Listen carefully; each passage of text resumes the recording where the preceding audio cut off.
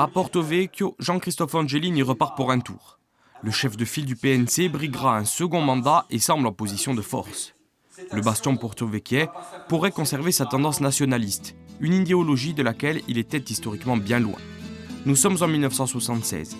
Les salins de Porto Vecchio tournent encore à plein régime. Le maire de l'époque, Jean-Paul de Roccaser, élu depuis 26 ans, s'en félicite.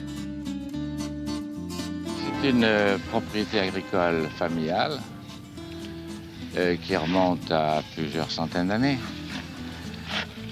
Je crois savoir qu'elle a été améliorée grâce à une indemnité allouée à ma famille à la suite de la Terreur blanche. La famille de Roccaser, excepté une mandature communiste à la Libération, trône sur le siège du bastion depuis les années 1910.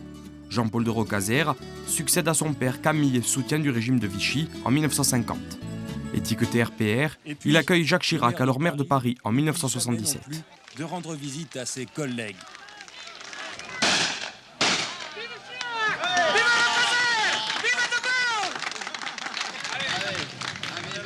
Maître incontesté dans les urnes, le renard argenté inaugure le barrage de l'Ospedale, outil indispensable au développement de l'extrême sud, en 1979.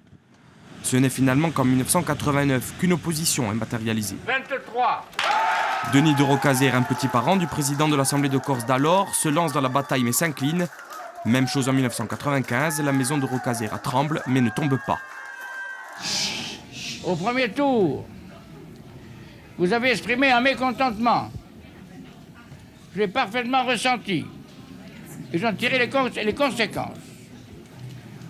Au deuxième tour, j'ai perçu un message d'espoir.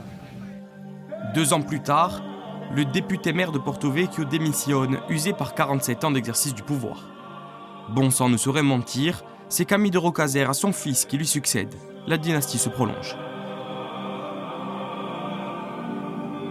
Mais les mœurs de Porto Vecchio évoluent. Les nationalistes font leur entrée dans la danse, notamment Michel Giras, qui est du côté indépendantiste, et Jean-Christophe Angelini. Les élections municipales voient même une triangulaire se tenir au second tour, mais Camille de Roccaser l'emporte.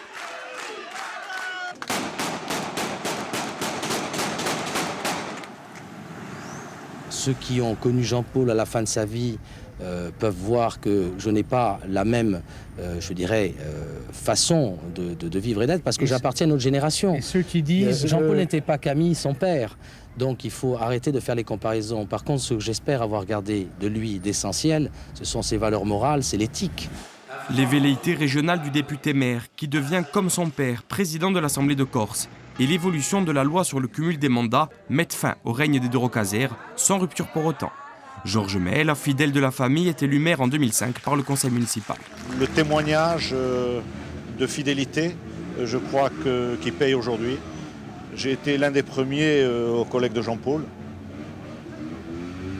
Depuis 1983, j'ai beaucoup travaillé avec lui, j'ai beaucoup appris.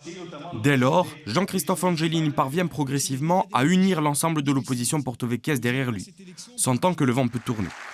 Car pour la première fois depuis bien longtemps, ce n'est pas un de Roccaser qui conduira la liste de la majorité, mais bien Georges Mail. Au premier tour, le maire sortant prend une large avance, mais au second tour, l'écart se resserre. Il est réélu avec 248 petites voix d'avance sur Jean-Christophe Angelini, de quoi inquiéter sa famille malgré tout. Mais ne pleure pas, papa, il a gagné. Pourquoi tu pleures? Allô? Parce que quoi, mon fils? Camille de Roccaser abandonne la présidence de l'Assemblée de Corse en 2010, mais une nouvelle loi sur le cumul des mandats l'empêche d'être député et maire en même temps. Le choix est fait, c'est à nouveau Georges Mail qui sera chef de file de la droite à Porto Vecchio en 2014. Face à lui, encore Michel Giras qui pour Corsica Libera et Jean-Christophe Angelini. Moi, je lance un appel à la conscience et à la dignité de chacun. J'en appelle à l'honneur des porto-vecchiais. Mais cette fois, la droite s'envole dans les scores. Notre parti, c'est Porto Vecchio, a obtenu une majorité absolue dans tous les bureaux de vote. Et cette fois, Jean-Christophe Angelini entame un recours.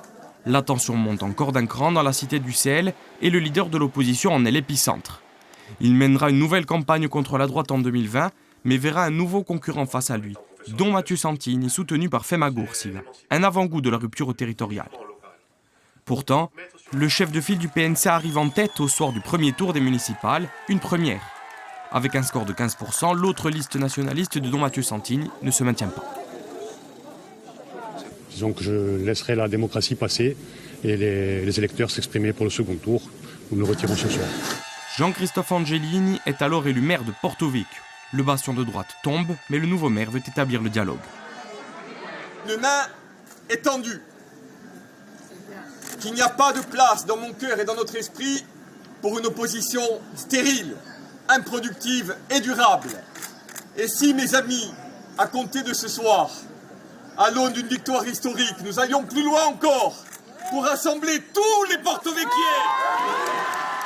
Depuis lors, la relation entre le maire et son opposition de droite s'est bel et bien réchauffée.